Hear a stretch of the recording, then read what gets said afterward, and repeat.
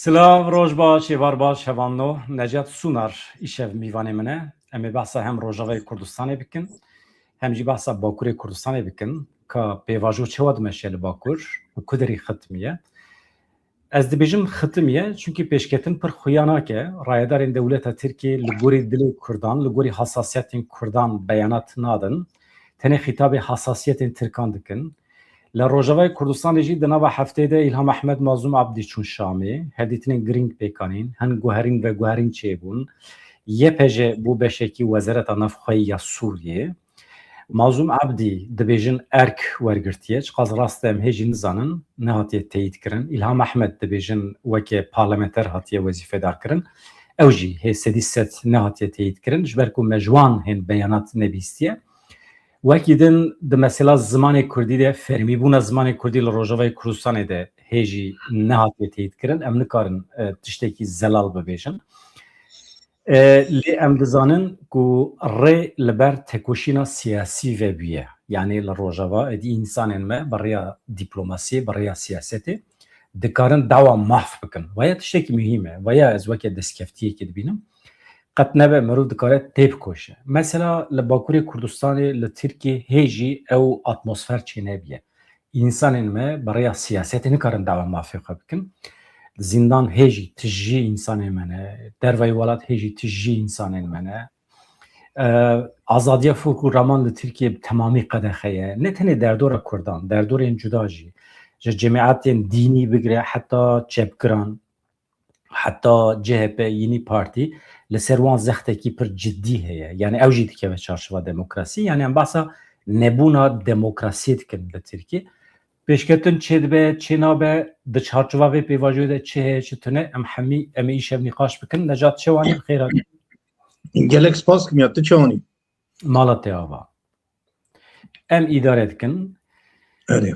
Pêşî em behsa vê pêvajoyê bikin paşê em derbasî Rojava bibin. Aniha di çarçıva vê pêvajoyê de tu zanî çar komîsyon têne avekirin. Ya sê ya çar e. Yek ji wan komîsyonan komîsyona çekdanînê û siyasîbûnê ye. Tê behs kirin ku Öcalan wê tê de wezîfe bigire. Ew jî hê tam nediyar e. Komîsyona din ji xwe li hev civiya komîsyona ewil ya ku weke çatî ye. Ew li hev civiya.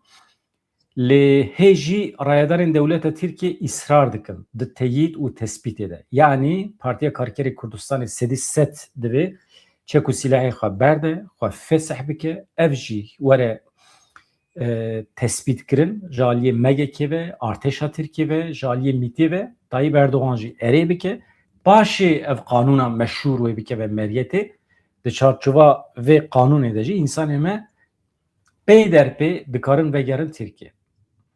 Lê heqê wan ê siyasetê tune ye.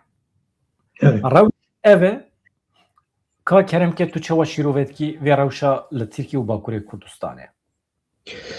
Yani le ew da gelek pêşketin henin li gor dîtnamê gelek pêşketin henin dayê hêla ew ê da yani eviyan yekem ew yani tiştekî bi xwestekî bû yani terefkî dixwest terefê dinêkê jî îkna bû bi xwesteka wan li wê gorîgav avêtin de merhelevekî gelek mezin danin lê li gorî dîtnam hinek hewe bûn dewlet de tirsiya dixwest yani Öcalan bi xwe dixwest ku divê pêvajoyê da aktîv derkevê pêşiya ew ê û rolkî girîng bismî duê da ez bawerim hesasiyeta ew ê hebû dewletê hebû yani dewletê bi şêweyekî ew ê nikariya civaka xwe îkna bikire tirsik wana wisa hebû ku em ê nikarbin civaka xwe îkna bikin ka bi sala Öcalan wek qatilê bebeka wek qatilê zaroka bi nav kirbûn psikolojîk wisa de ew ê da derxistibûn li ser Kurda lê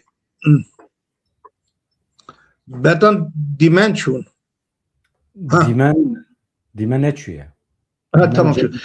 Ew wan wisa hebû lê piştî ew ê yani piştî lê ku lê piştî çûyîn hatina ev tirsa wan jêrê rabin nav sazkira wan komisyona da wê Öcalan birêve di tiştê hanekî. Îro min ew iştera şandû ew daxiyaniya Mehmet Uçum iştera şandû duê da jî aşkela wî nivîsand bû ew tiştê te gotiye teyîd û ew ba tespît yani ew duê komisyona da gere yani dîtna wî jî ew ê ka Mehmet Uçum herîvkî valanînî yani şîrmendê Erdoğanê herî birin yekem ew ê ê wan tişta amedekî yek jî jî ew e divê komisyona da ew jî yani Öcalan jî ev ya jî ew yani çima Öcalan jî bitişta dixwaze û devlet jî bitiştanê kêz dixwaze çima dixwazin her cû jî di wê baweriyê danin ku bê Öcalan ew ê nikardin terefa îkna bikin. Tamam.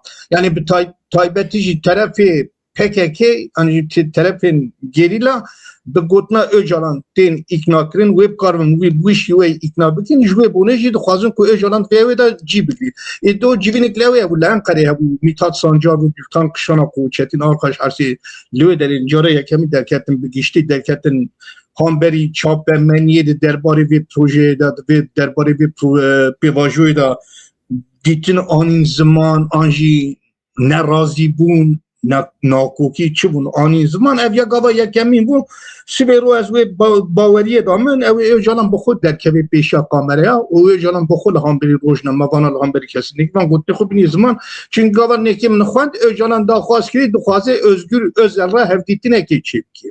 Zanî taybetê dixwaze Özgür Özel ra hevdîtinekê çêbikê çünkü terefekî îkna bî yani terefê AKP îkna bî de hevdîtinê xwe da jî got yani dixwazin bi taybet be Özgür Özel ra bê bihevdin wan jî îkna bikin bu ê şêvê derkem pêşiya civakî. Ez dibêjim qey bi ew vegirê daye. Anha di nava civakê de îmajekî çêbiye dibêjin Dem Partî Aliyê Kurdan bi AKP re ketine nava tifaqê ditirsin ku ev yek bandorê li hilbijartinên pêşme bike. Yani di hilbijartinan de Kurd wê li keleka AKP MHP cî bigirin. İja ji bo ku ev îmaj ji holê ra bibe, ji bo ku yani Öcalan jî civaka Kurd îkna bike ku ew di rastiyê de ne bi AKP MHP re di nava îtifaqa de ne lê ew bi dewletê re anha didin distînin. Yani ev pêvajoya lehevkirina bi dewletê re ye ne bi hikûmetê re ye. Ev îmaj divê bicih bibe. Di vê çarçovê de jî pêdiviya Öcalan heye bi derdorên CHP, Yeni Parti, muhalefetê re hevdîtin pêk bîne ji bo îmaja dewletê çêbike. Yani jî rastiya meselê ji bo derbixe pêş. Ew imaj nîne ew rastiyê çima yani armanca AKP yani armanca iktidarê guhartina anayasayê zagona bingehî ya Türkiye yani bu tiştanekê jî bixwazî biguherin pêwîstiyê meclisê de bi 400 milletvekilî heye bi 400 milletvekilî 400 milletvekilî ew razîbûna wan girt yani tedkarî zagona xwe biguherina zagona jî ew dixwazin carekî Erdogan wek serok komar بدن هالبجارتن او تشتي كي مانه يعني كي مانه مان تشتا بجي بينن جوي بوني جي بتشاني كي او يعني ابي ايماج ويداتر راستيه كي بتشاني كي دم بارتي جي راتناكي tamam AKP جي راتناكن ليد نوا جواكا Türkiye'de entelektüel anji rojnamevan nivîska kesê nekê bتشتاني كي دور درêj ser bتشتا da axıben münaqaşet kin bتشتاني كي Necat eger di hilbijartinên pêşiya me de Tayyip Erdogan carekî din were hilbijartin û emrê xwe 5 salê din dirêj bike yani em razî rûsva nabin yani em ê ku deha salan e em hewl didin vê iqtidarê hilweşînin û di dawiyê de em dibin piştgir ji bo ku 5 salê din jî li ser iqtidarê bimîne yani em hinek razî nabin.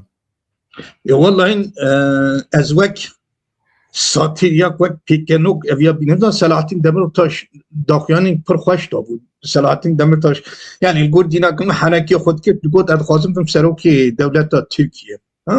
Li Enqerê ez her min çend roj berî wî da du roj berî wî daxuyanî da got yani jê dixwazim tu çi dixwazim got ez dixwazim her min Enqerê bim serokê dewleta Tirkiye yani.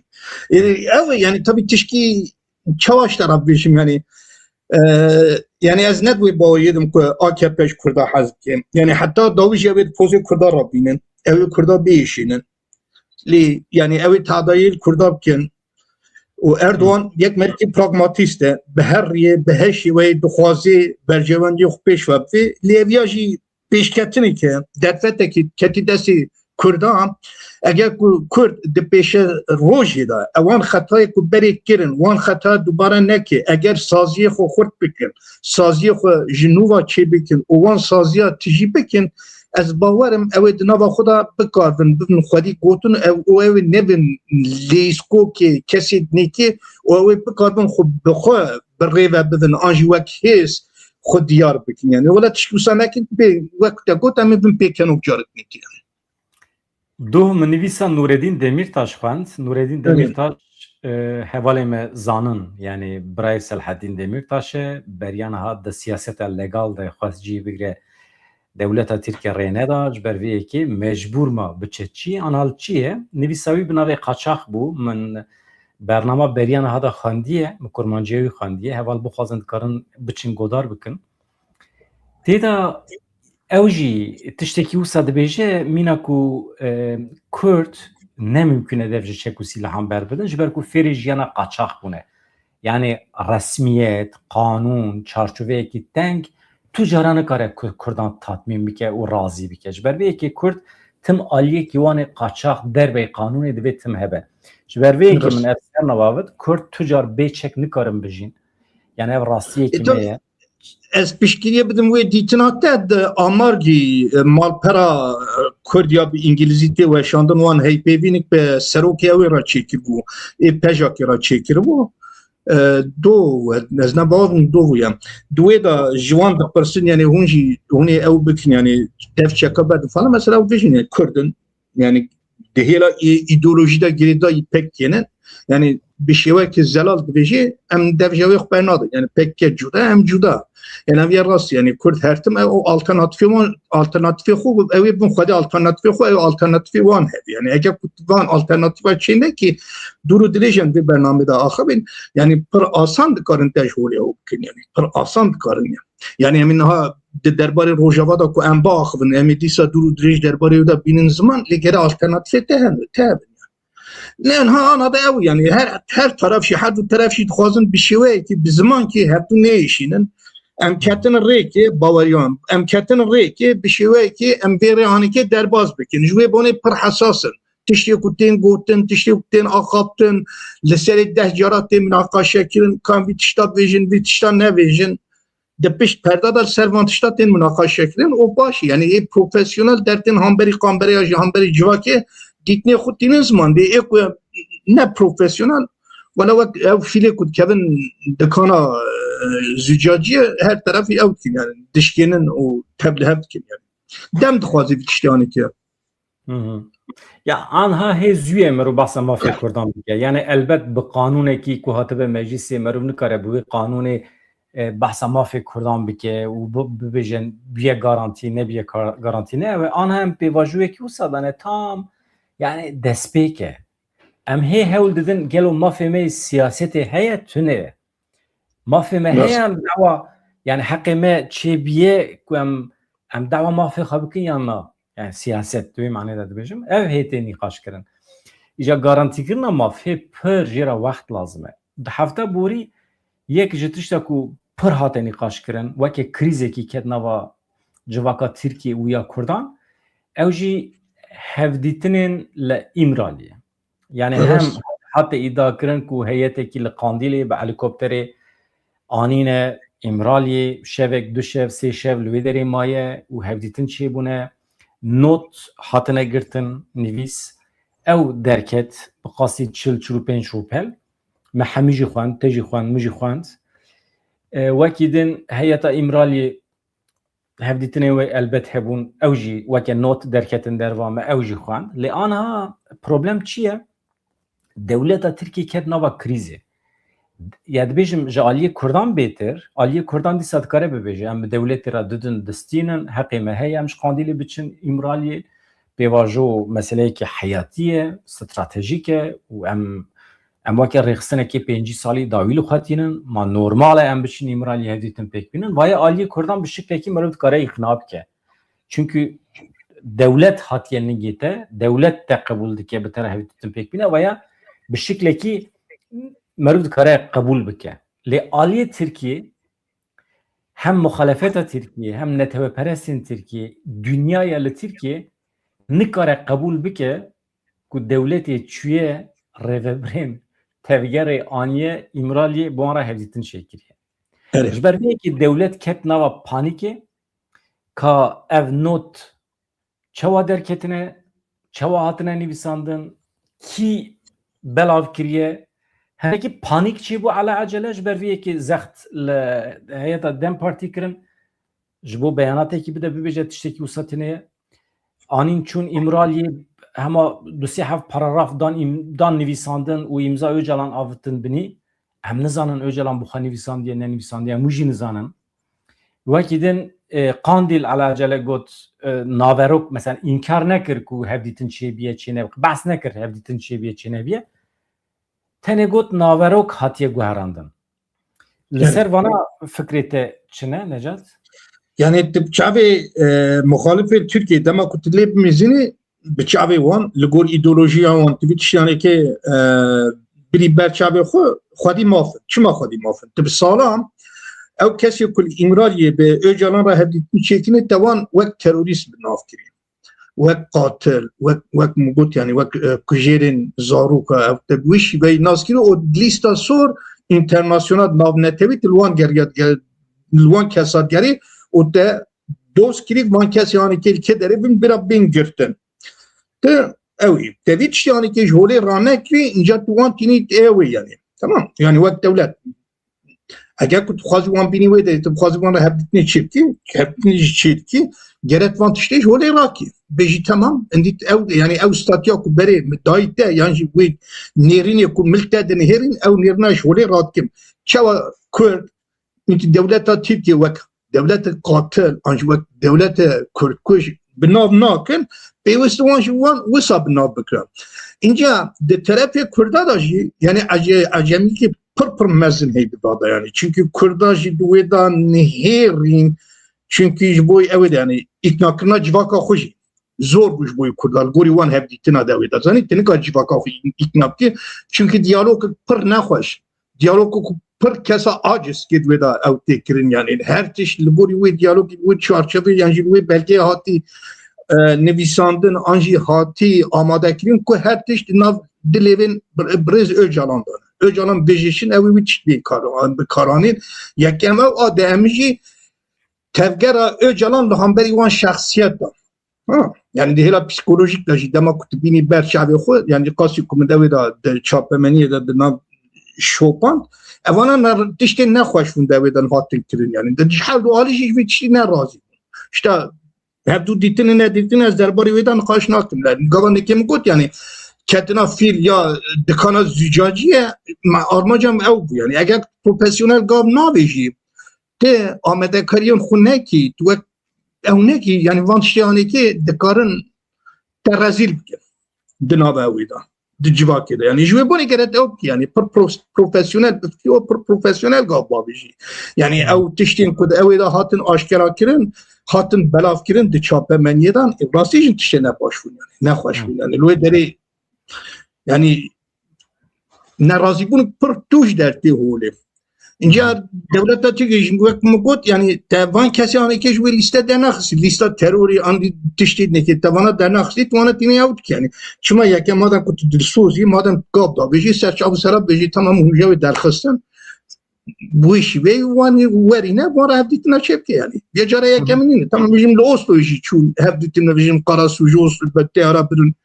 Oslo'yê li wê derê hevdîtin çêkin vana tiştê normalin tiştê normalin dibin çavkaniya hêzên CM'in da bûn evet tişta ku mirova aciz bike ez weke ferdekî çapemeniyê ragandinê dibêjim tişta ku mirovan aciz dike sûjbarkirina rojnamegeran e halbuki ê ku ev belge şandine ji rojnamegeran re par vekirine însanê siyasî ne însanên îstixbaratê ne ji her du aliya jî em nizanin kî ne lê însanên xwedî malper xwedî rojname ev par vekirin ew hedef hatin girtin yani ez dibêjim nerast e ew hedef haqiye yani ê ku belav kiriye madem hêz û quweta te heye ji dijberê xwe re hêrs be bibêje di nava hîn sîxur hene van belgiyan par vedikin ji hev re hêrs bibin îja zora wan li hev nabe zora wan tê li rojnamegera dibe rojnamegera jî dostê me hevalê me qet nexweş e yani em xwedî li hevalê xwe derdikevin yani em destûr nadin ku hevalê me werin rencî kirin piçûk xistin lê madem hevû du sûj var bi taybetî jî yani ê herî nexweştewê de biçûk xistina rêxistina gelê Kurd دوان اوادا دوان هفدیتنا دا پر بچوک دی خستن یعنی 15 طبقه حساب 15 طبقه چما 15 طبقه چی بونزام چی تدکاری her PKK her şiveyi rexne biki, be her şiveyi tamambar biki, be her şiveyi tkari suçlat ki. Yek tişkitini kari beşi yani. Kahramani, Levendi, Cengoriya PKK te nikari bitiştani ki inkar ki o te nikari beşi Kürt. Yani PKK de per xud neda. Te bitiştani nikari beşi. Demek te bitiştani ki kot hak pır mesele. Pır kim mesele. Tespit Bazı tabakıcı kim ev ya? Kürt ev. Nana tespit te pırdıcı dayı denava tekuşina Kurdan rızgariyan netevi de belki dü tiştenek u tüccar nikari nikaş biki nikaşavan yek berxodana zindana amedi rumetek acayip mezine berxodana zindana amedi nebiya rexistine ki binave PKK çenedi bu berxodana zindana amedi nebiya kevne şopiya berxodane kevne şopiya şer cengaveri lehengi çenedi bu ya duyemci penga ve panze tebaxiye ev her tüccar nayne nikaş kirin çima çi bu çeva çi bu desteki çi bu mesele ne eve panzde tebaxi hemmi tırs terör qırkırın tırsa düşman karakolin düşman en seri Kurdan da hemmi serubun kirin hilweşantın Kurt bun Kurt ya Kurt serxaba hatın ya beri du asker da hatın gündeki hemmi gündiket rezi de bu pepuk de bu reben ama tebaxire Kurt bun Kurt serbilind lehenk idi kez gune davan askeran idi asker ne yürü bu bahata günde Kurda yani jberviye ki 15 tebaxi jbu me Kurda xata sure berxodana lezindana amede kes nikare piçuk bixe ne tene az basa militanê Partiya Karkerê Kurdistanê nakim zindana amede Kurdan li berxeda Kurdan hemî rêxistinên Kurdan li berxeda Baş e em derbasî Rojavayê Kurdistanê bibin di derbarê Bakur de tiştekî mecbîr kiribêj nava bernamê de elbet em ê bibêjin niha di nava heftê de Bakur ez bi Kurdî hana bêjim Bakur di destpêkê de Bakur êja demek dûr û dirêj li pêşa me yani vî tiştanekî Birêz Öcalan قبول کری از دیتشانی که بخوازم دولت ترکیه را چارەسەر بکەم کەسکی نێکێ برام داخل نەبێ ئەج دولت ترکیه دیتشانی که به هەفرا بن و ڕێخستنشی دیتشانی را ئیکنای ڕێخستنشی برێز ئۆژاڵان وەک بەردەب خوڕا بناف کریە و دەم دخوازێ کات دە پێشە ڕۆژێ داوێ چاوا گاڤاژی چاوا بکێژە دەم دەمش دیتشترا لازم ez pir ne دوێ fikrê da me ku rêxistinê her tişt qebûl kiriye em bêjin hin rêveberên di nava rêxistinê de qebûl kirine hin rêveberan qebûl nekirine şertên rêveberan hinek giran e dewleta Tirkiye van şertên rêxistinê nikare bîne cih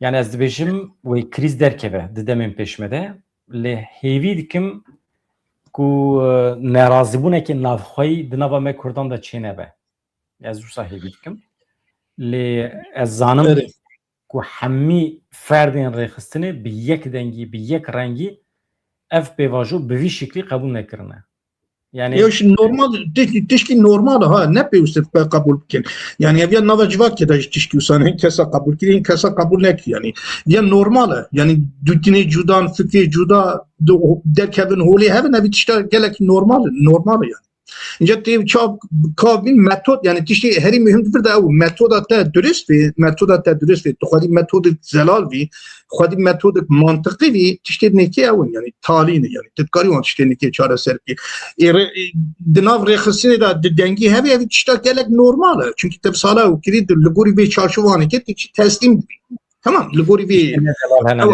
ne zelal hene ne çim ez dibêjim şiku şüphe heye Öcalan hê derneketiye pêşberî kamerayê bersev nedaye pirsiyan rojnamegeran rojnamegerên Kurd Öcalan hê xîtabê civakê nekiriye Öcalan hê kesekî îqna nekiriye ew aliyekî yani çend nivîsên bi rêya wê heyetê derketine derva têrê nake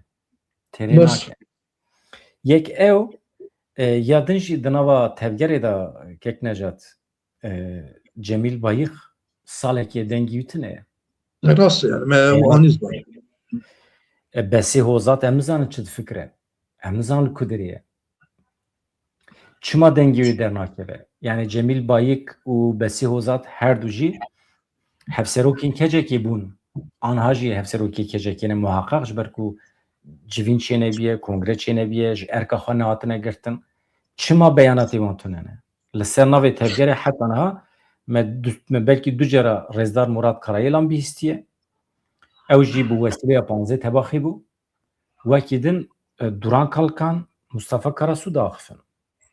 Vakidin kesikdin ağıfı. راست belki viyaj stratejik ve zanı yani belki viyaj stratejik bername derbaz dem derbar ve yeki da ahı ve neviyaj belki ve stratejik yani leyanet bu bavariye davım kuvan kesa lediji brez öcalan muhalefet ki gav bavim revin dina PKK kongre çekir PKK bu xadi bir yer ve bu kabul kir bayık nava ve nava Nabijim lediji Öcalan jberku em fikra Öcalan nizanan.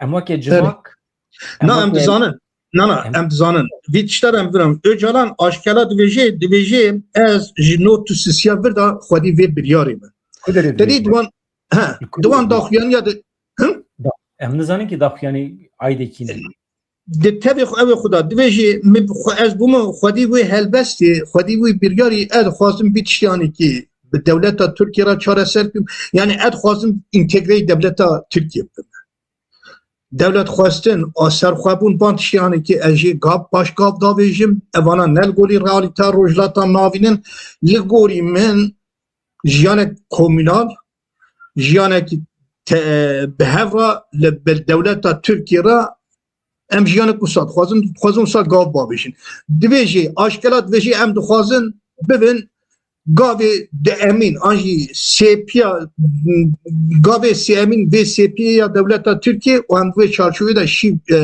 jiyanê bikin hevdû pêş ve bixin ca tevgerê ku nîşanî metiyên dayîn bi taybetî jemîna derbar bin Rojavayê Kurdistanê van tiştanê ki îspata vê ewin vê îdeolojiyên dizanî yani li vir jî ewin yani demek kurta ew heyet herin ji vir Avrupa jî tespît bîye çend kes wê herin çingê herin ji Qandîlê jî vana tespît bûn çend kes herin çend kes nen lê tiştê ew devleta Türkiye çi qas bê îqna kirin tamam devleta Türkiye çi qas bê îqna kirin devleta Türkiye çawa sedege yani heseke kirbû hedefa xwe wisa jî svêro devleta Türkiye wê peja kiştîke hedefa xwe wê başûrê Kurdistan îştîke hedefa xwe yani devlet na argümantên me Kurda belkî jî hincetên Öcalan yên ji bo rêvebirina vê pêvajoyê bi şiklekî tê fehm kirin ji ber ku me şer kir me nekarî em Kurdistanekî ser bi xwe ava bikin em dî em mecbûrê Sûriye dimînin em mecbûrê Türkiye dimînin em dikarin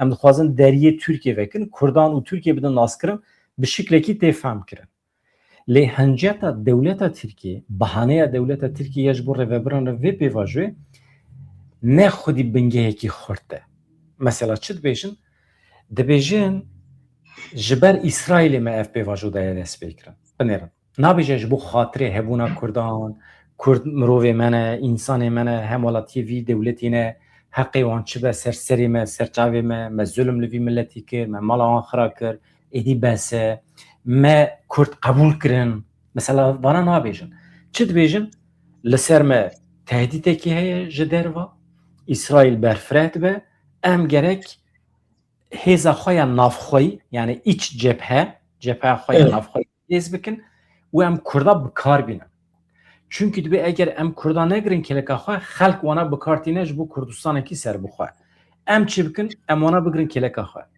yani curê gotinê biçûk xistine heqareta li Kurdan e em ne askerên devleta Tirkiye ne em ne bekçî devleta Tirkiye ne ji bo Türkiye perçe be perçe nebe ne bîrû gumana me daye ême em li pê statûya xwe ne li pê heqê xwe ne mesele ew bahaneya devleta Tirkiye yani argümantên devleta Tirkiye yên ji bo rêvebirina pêvajoyê cureyekî heqaretê ye li Kurda biçûk xistina Kurdan e heta niha kek Necat heta niha rêxistina herî mezin a Kurda li ber çavê dünya alemê xwe fesih kir devleta Tirkiye yek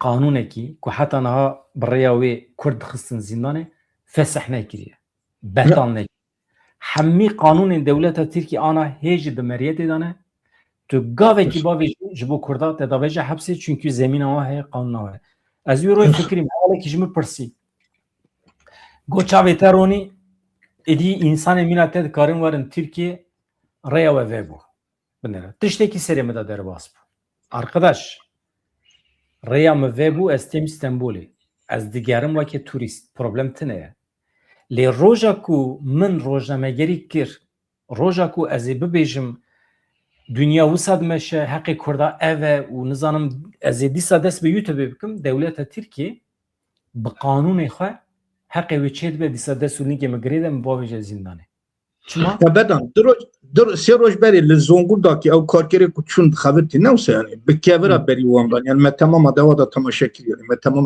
به کیورا بری واندان یعنی هوددان لینچ بکن وان لدی سال باجر نکی ترکیه هوددان وان لینچ بکن یعنی او منتالیته او کلتور تکادا پر زیده به دولت ترکیه را زیده زانی یعنی لید راستی دا ایکود خوازی ده هرمی دا برفره ببی ده هم هرمی دا به امپریال دولت ترکیه او اسرائیل وقت سبب جخورات ده نشاندن daha doğrusu وقت تشکی نفرت جبوی که جواتا خو اخنا بکی بوی شوید ده ناس کرن یعنی اسرائیل خوازی برفره بی در وقت کن ایکود خوازی برفره بی دولت ترکیه او عثمانی بخونا عثمانی دخوازن خواهو بکن آستنگه هری پیش مزنجی لبروان روش آوای کردستان بود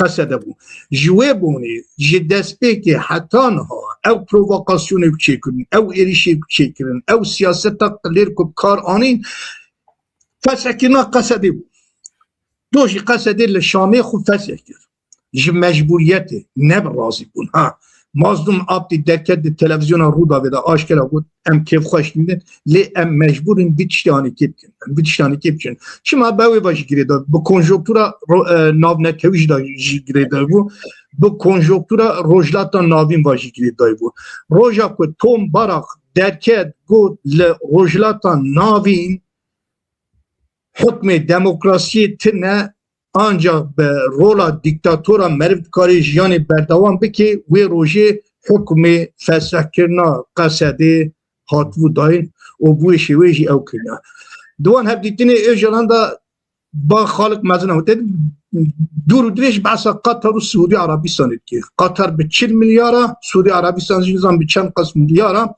پیشگیری دانه اول یعنی دولت سوریه جلبه داری او ساز بکن اینجا چه وقتی اویا سیاست به شوی که بلکه خوب خواستن به دولت ترکیه بدن ناز کردن بدن قبول کردن شلات نگیدن انگلیس و امریکا و نظام اسرائیل و نظام کسی نکی یعنی تجمع به پرسیوان شانه که اون یعنی خوب بدن دولت ترکیه بدن خوشک کردن خوب بدن قبول کردن یعنی اگر هم بانگوت نبیشن بلکه دولت ترکیه ما قبول کرد لیم جولانی ام تبد زانن که جوهیات تبي قتل بكي تبي ديك فيك أضغ بخنقشي دلي جولاني صار نابي تمام أوقاش جوهية نفرتك وأوقاش إسرائيل نفرتك وأوقاش خريستيانا نفرتك حتى إيرو أمريكا إسرائيل فرنسا كيجان دولت في برابيجي كي قوتن جولاني قوسر چاهو سرمن هيش لديجوان در نكر إنجا أرمان جامنا كو أدوين بدران كفيا وزيفا كردان نينه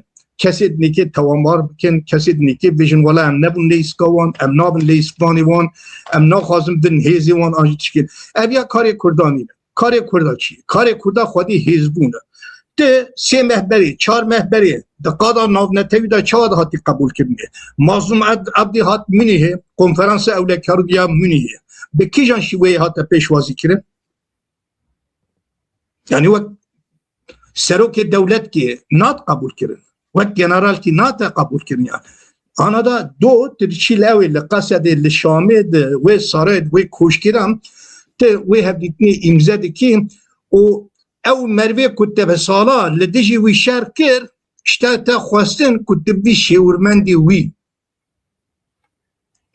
تبی شورمندی وی یعنی پیوسم دربار وان تشتا باخن یعنی گوری دوامن اویاجی او مجبوریت و مجبور من بیتشیانی قبول کن یعنی رد ریل بر کلا بود یا قبول کنا بیتشیانی که بود یا جی شر بود مثلا دوی دا هفدیتنا نتی گوتنیا باهوز اردال دویجیانی بر رح آپوجیتیه ورن ام بر خوب دن ام چکات دینینن دما شرعوی شیخ مقصود حلبی دن دوی ورن ام چکا دینین بروح اپوزیتی ام شر بکن طرف قبول که طرف قبول نکی اگه کد نافته دا یک دنگی که تنوی پر دنگی هبی او من لایقی وانتشی آنی که لایق وی سیاست آنی که نجات نوچه کی لزگین هەیە هەوان و ئەگەر هون ئامادە بێت خوازم ژوارە بخونێم تشتێکی پرپر هێژایە مهمە وەزارەتە پەروەردەیە سووریێ لەسەر زمانی کوردی بریارێکی نو گرتیە ئەگەر هون حاضر بوون ئەزوێ بریارێ ژوارە دخونێم و بریارجی ئەvە زمانی کوردی بوو بەشێکی ji مفردەتە فەرمی یعنی ئیدی لە سووریێ زمانی کوردی دبە زمانی پەروەردەیە ئیدی دیرۆک جۆرافیا تب فەلسەفە هەر تشتی لە دبستانان hûn dikarin bi Kurdî perwerdeyî bibînin hûn hazirin ez nûçe ji were bixwînim pir kêfxweş bûm heqeten sürprîz bû tam di dema weşana me de biryar hate weşandin Wezareta Perwerdeyiya Sûriyê bi biryareke fermî xwendina zimanê Kurdî li dibistanên fermî û taybet yên li herêmên ku Kurd lê dijîn pesend kir qebûl kir Wezîrê Perwerdeyiyê Sûriyê Doktor Mihemed Abdurrahman Tirko îro biryareke nû îmze kir em bînin bîra xwe ku Abdurrahman Tirko bi xwe Kurdê Efrînê ye Li biryarê zimanê Kurdî weke zimanekî niştimanî tê qebûl kirin yani zimanekî netewî wê di hemû qonaxên xwendinê de bibe beşekî ji mifredata fermî ya Sûriyê. Di biryarnamê de hate diyarkirin ku armanca vê gavê parastina mafê çandî û zimanî û xurtkirina cihêrengiya çandî ye. Li gorî xala duyemîn ya biryarê xwendekaran wê heftane sê dersên zimanê Kurdî bibînin. Heftê sê dersên zimanê Kurdî ev ders wê li gel zimanê Erebî û İngilîzî werin dayîn notên zimanê Kurdî wê li ser nota giştî ya dawiya salê werin hesab kirin her wiha heftane derseke çalakiyan jî wê zimanê Kurdî be Wezareta Perwerdeyiyê ji bo sala yekem ya xwendinê hêsankariyek jî ragihand xwendekar dikarin di sala yekem de dersên civaknasî yani sosyolojî, dîrok, erdnîgarî, coğrafya felsefe li gorî dilê xwe bi Erebî yan jî bi Kurdî bixwînin. Lê ev mafê hilbijartinê ye wê tenê ji bo sala yekem piştî derketina biryarê ancak derbastar e. Navenda niştimanî hevan em ê şîrove bikin. Ez bawer dikim hinekî mesele fehm kir. Ji ber ku ez jî nûçê bi we re dixwînim. İcabî ki em dikarin ser nîqaş bikin. Navenda niştimanî ya pêşxistina müfredatê hate erkdarkirin ku müfredata zimanê Kurdî ji bo hemû qonaxan amade bike di xala siyem ya biryarê de şert û mercên ji bo mamosteyên ku wê zimanê Kurdî bidin jî hat eşkere kirin rêveberiya perwerdeyiyê hat erkdarkirin wezîfedarkirin ku kadroyên pêwîst dabîn bike bibîne bixeserkar kesên ku zanîngeh yan jî peymangehê mamosteyê qedandine bi Kurdî baş dizanin ancak ew dikarin bibin mamoste di rewşên pêwîst de kesên ku lîse qedandine jî bi Kurdî baş dizanin jî dikarin werin erkdarkirin. Lêberê ji bo hemû berbijêran yani kesên namzet kesên ku namzetê mamosteyan e şert e ku di îmtihanên nivîskî re derbas bibin her wiha di îmtihanên devkî re jî zimanê Kurdî têra derbas bibin û bi ser bikevin. Vaya normal e hem nivîskî hem devkî dibê tu hakimê Kurdî bî ji bo bibî mamosteyê Kurdî. Necat te çi jî fehm kir? Valla tiştekî jê fakir roja yekemî ji xwe derbarî vî tiştî de diaxivîn. Tiştekî nû têtine ye. Tiştî nû têtine yani tiştî nû têtine ji xwe dixwestin ew yani digotin yani hin çend ziman gerevin yani dersên fenî ilmî yani ew ê bi Erebî bin yani tiştî ku me ew kir tiştî nû têda tune yani lê bi tenê ew kirin yani di rojnamevaniyê de vî tiştî yanekî sineteke pêşxistinin zimanê Kurdî hatî qebûl kirin. Lê ev ya yani qasî ku min ew wî xwend dibira li Ewropa yan bijim taybetî li Almanyayê hin mekteb henin navê wan hene Ewropa şûlene ew kesê kulvanderan xwe dibêjin em dixwazin bi zimanê xwe yê zikmakî jî perwerde bibîn mektebê wisa ji wan re hatine sazkirin li wê derê yani zimanê Almaniyê lê çend dersane bi Tirkî ne an jî bi Erebî ne an jî bi ew wisa tewkîl wê derê jî wisa ne lê ez vî tiştek derim berî çend meyeknekî li ew ê zanîngehê te hebû li Rojava yani bi gotina civakî ev vî tiştî anekî wana nav bikim zanî yani ku li Rojava qasî ku me fehm kiriye binêre vira çi dibêje qasî ku me fehm kiriye ji ber ku heya muhîm yani em nikarin em divê milletê xwe rast agadar bikin li gorî vê biryarê xwendekar wê heftê sê dersên zimanê Kurdî bibîne yani sê dersên zimanê Kurdî Kurdî binêre. Zimanê Kurdî, gramera Kurdî, edebiyata Kurdî. Yani Evet. dersa Ereri. Ez vaya anım. navê manê ku vaya navê manê tu biçî dersa tibbê bi Kurdî bibînî. Vaya Ne? tenê tu zimanê xwe fêr dibî. Vaya tiştekî ne giring e ya rastî. A giring ew e ku dibistan bi Kurdî be.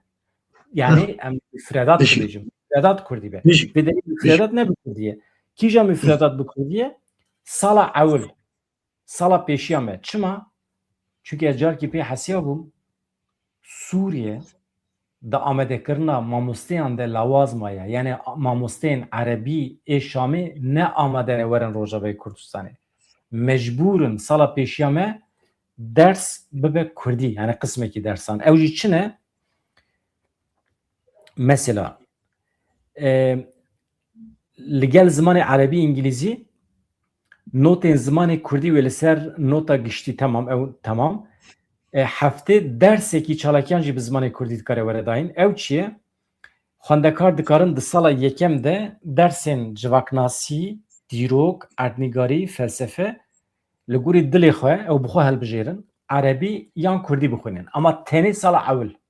Ereri. Salên din hêne diyare. Yani tekoşîna me, xebata me divê bidome.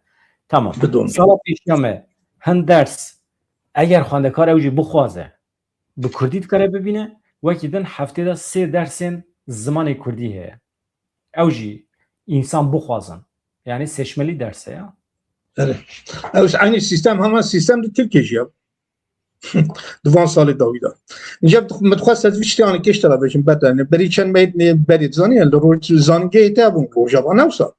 Te Kurdî perwerde da van zanîngehê jî qada navnetewî jî qebûliya xwe anî zman yani. Eger bi gotina civakî em bî tiştîyanekê aşkela bikin tij hespê peya bû li kerê sal biborîn yani. Yani beva civakî ez vî tiştaş kela bêjim. Lê mecbur bûn yani Rojavayê Kurdistanê mecbur vê peyvînê çêkê bi Şamê ra. Çünkü bêçare ma. Bêçare ma ha. Wek Bakur nîn, an jî wek tişkînekî nîn ya. Rêz berwan me. Ez divê qenaatê da me ku vê dünyayê de hin tişt hene li derve îrada mirovan dimeşin. Konjonktürê siyasî jî bi vî şeklî ne. Mesela karesat çedibe, lehî radibe, şewatekî derdikeve. Tişt hene ne destê însanan da ye. Niha li Rojava felaketekî çêbû. Çi bû ew felaket? Cîranekî mîna dewleta Tirkiye her roj me tehdît dike. Dewletekî weke dewleta Amerîkayê ku 10 sala li kilika me bû ji nişkeva biryara xwe da çû. Rusya dewletê yek ji dewletê herî mezinê cîhanê ye û 7 sala hakîm bû li ser Sûriyê pişta xwe me ve kir çû.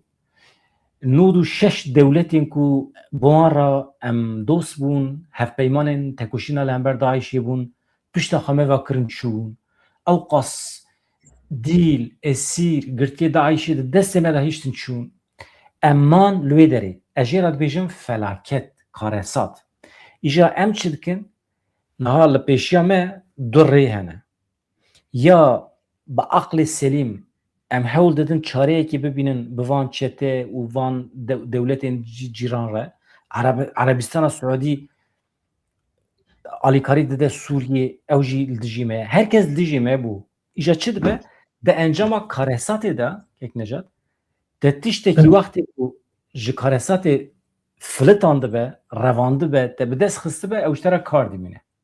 Eger wisa nebe em dawiya me dikarû biba wekî xeza jî, dawiya me dikarû biba wekî şengal jî, dawiya me dikarîbû mesela numune me li ber xwe bida jî, me li ber xwe da jî, rêz û hurmeta me heye hemû ji bo şehîdên Rojavayê Kurdistanê ji xwe ya eybe mirov bibêje ji xwe.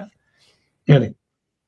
Eger komkujiyekî çê biba dewleta Tirkiye weke 2023 yekê Oktobrê bi balafira bata li ser Rojava bigeriya hemî serûbin bikira. Kî jê re digot neke? Kî jê re digot te çima kir tu çima dikî? Kesekî jî nedigot.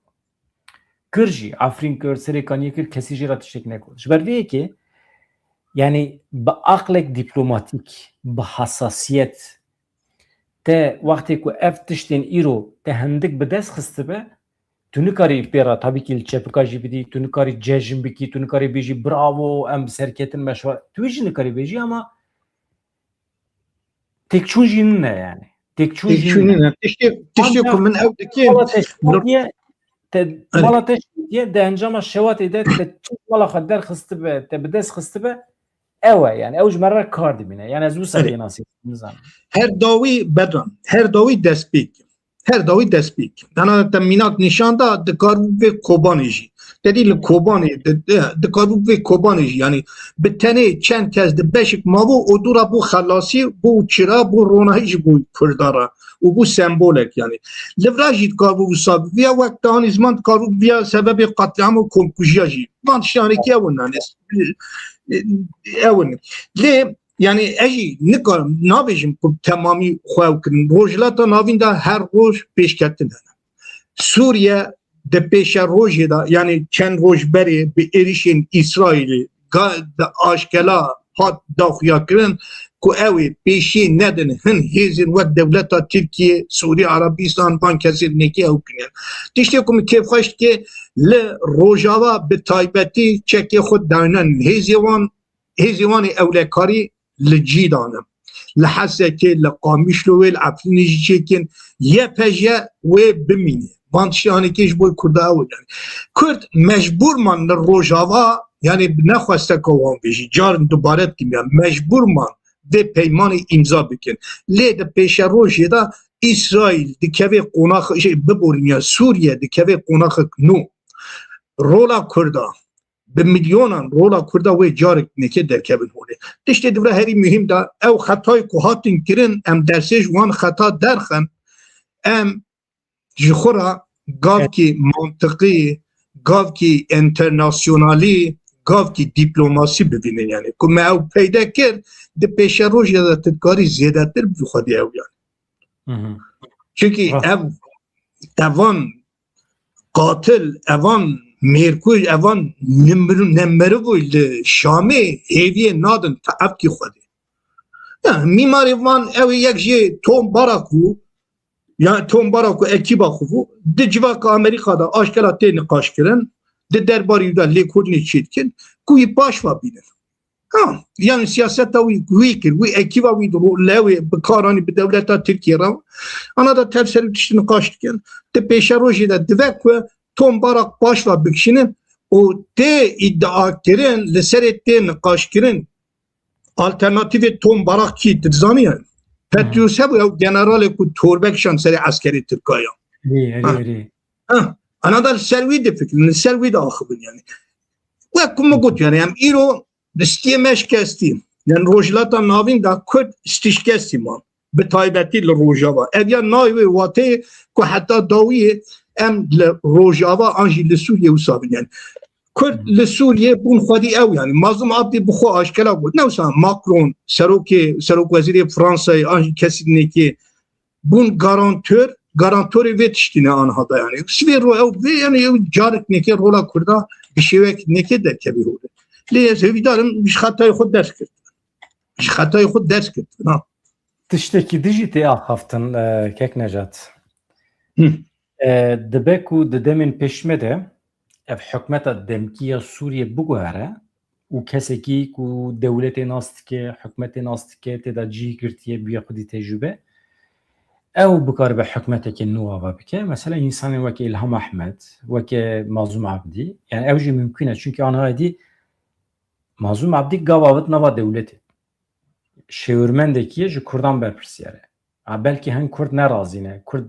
Kurdê bibêjin ya Mazlum Abdî ji bo me serokwezîr bû, ji bo me serokkomar bû, ji bo me general bû. Çima diçe ji xelkê re dibe şêwirmend? Mesele ne ew e? Mesele maseya Rojavayê Kurdistanê li Şamê weke dosyeya Rojavayê Kurdistanê li Şamê ew dibe berpirsiyar. Bi vê wesîlê dewletê nas dike, mekanîzmaya dewletê nas dike. Sibê du sibê darbeyek çê bibe, yan jî hilweşîn çê bibe, suîqastekî çê bibe. Hikûmet hilweşê qet nebe, hêzên derve zanin ku hin derdor amade ne ji bo Sûriye birêve bibin. Yani ez dibêjim belkî ya tiştê wisa ji tê axaftin. Yani Mazlum Abdî tiştî nekê gere me xwestekê xwe dan aşkera vê zelal çi dixwazî ya dizaniye çi dixwazî gere tiştî nekê bînî ziman. Mînak Dürzî ne wisa Dürzî li ew jî li Sûriyê jiyan dike. Tamam.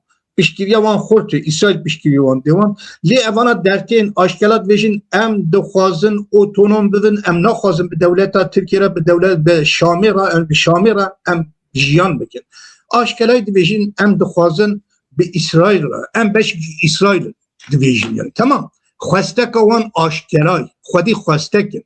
Ha bi cîtê bi cînayê ev ya tişkît neke. Gere Kurd jî xwedî xwestekek zelal bin. Çi dixwazin? Ha, çi dixwazin? 15,000 şehit hat dayîne Rojavayê Kurdistanê. Yani Rojavayê Kurdistanê bû sembol. Ne bi tenê li Kurdistanê, di cîhanê da sembol bû. Bi taybetî YPJ sembol bû. Ha, sembol bû. Gere ti zelal vî dixwastekê xwe da ti çi dixwazî? Yani xutêkim şuna gel, şuna civakê aşkelaş depirsin. Jibona ku ez bim şêwirmen, mazlum Abdî jî heman ez wê bawerî de heman tiştî fikrî. Ez jibona ku ez bim şêwirmen me 15,000 şehît da. Na, mecburman ana da tişanekê qabûl. Ji mecburiyetê ez birî aşkelaş dara bêjim. Ji mecburiyetê tişta qabûl kirin. Mecburman.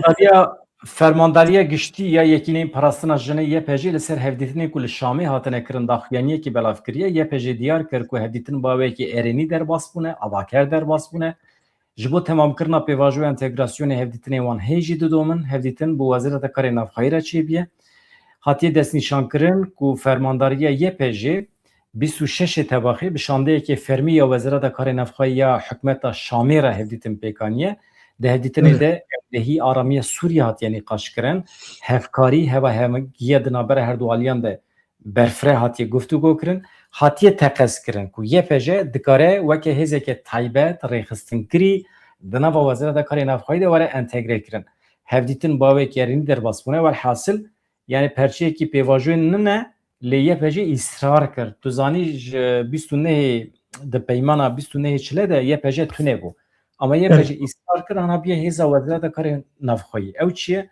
Belkî asayîş e, belkî hêza polîse li Herêma Kurdan.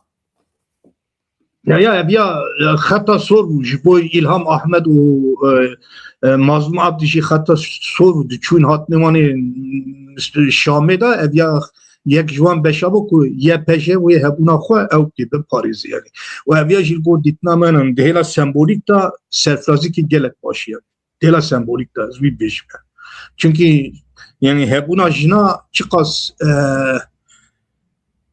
wek kelemkî tûj wek striyekî tûj di çavê hikûmeta Şamê da yani vî tiştanekê em tev dizanin. Çi qas li dijîwînê çi qas evên tevgerê wanê berê jî vî tiştan nişandan lê hebûna wan sembolîk wek min ew serfirazîkî pir mezin ez dibînim.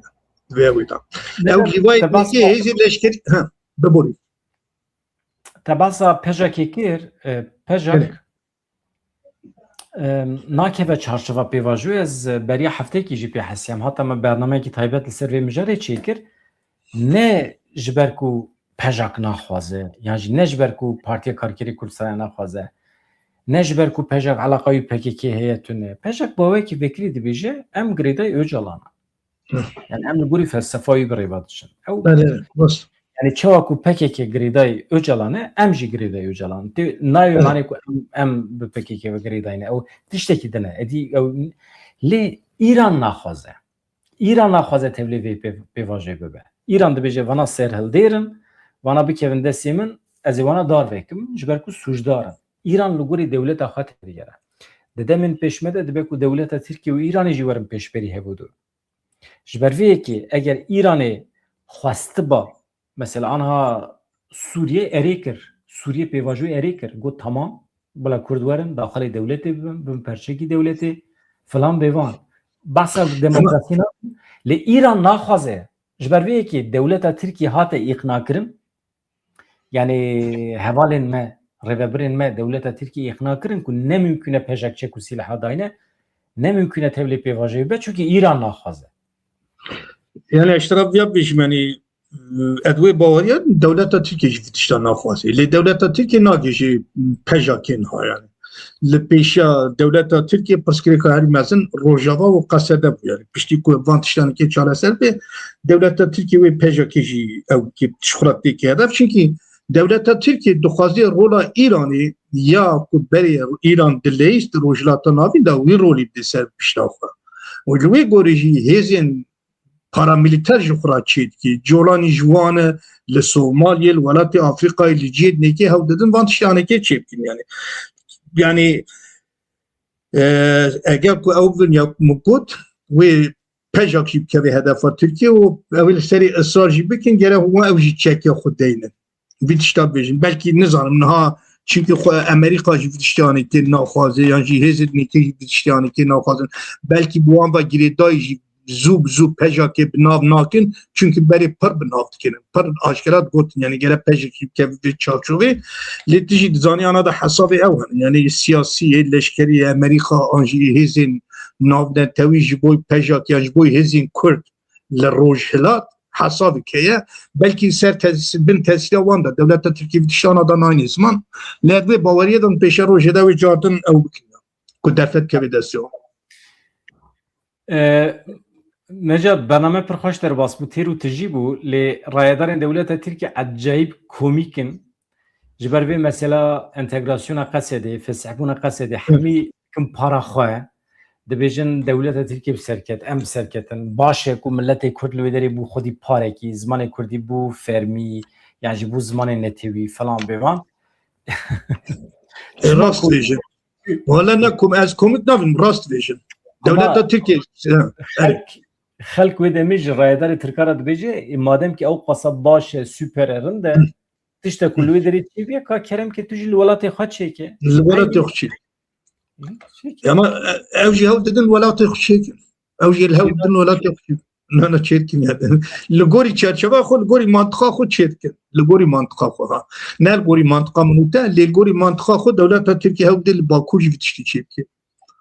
Binêre Mazlûm Abdî çawa ku diçe qesra serokatiyê li Şamê beyanata bi Kurdî dide Mazlûm Abdî kî ye? General e. Murad Qarayîlan kî ye? General e. Generalê kî ye? Bakurê Kurdistanê. Roja ku Murad Qarayîlan hat çû Beştepe li serokatiya li avahiya serokatiyê ya Enqerê axaftinekî bi Kurdî kir got îdî em şîrîgê vê dewletê ne em bi hevra bi rêva diçin em vê dewletê bi hevra mezin dewletkariya dewletê û bibe şêwirmendê Kurdan li Enqerê wê demê em ê bêjin dewleta Tirkiye bê dewleta Kurda. Ama gençler abicim çarojin neki ku Mazlum Abdi İlham Ahmet le İmralı'yı Anjil Türkiye bir benim dişyanı ki jibra merane ve sürpriz.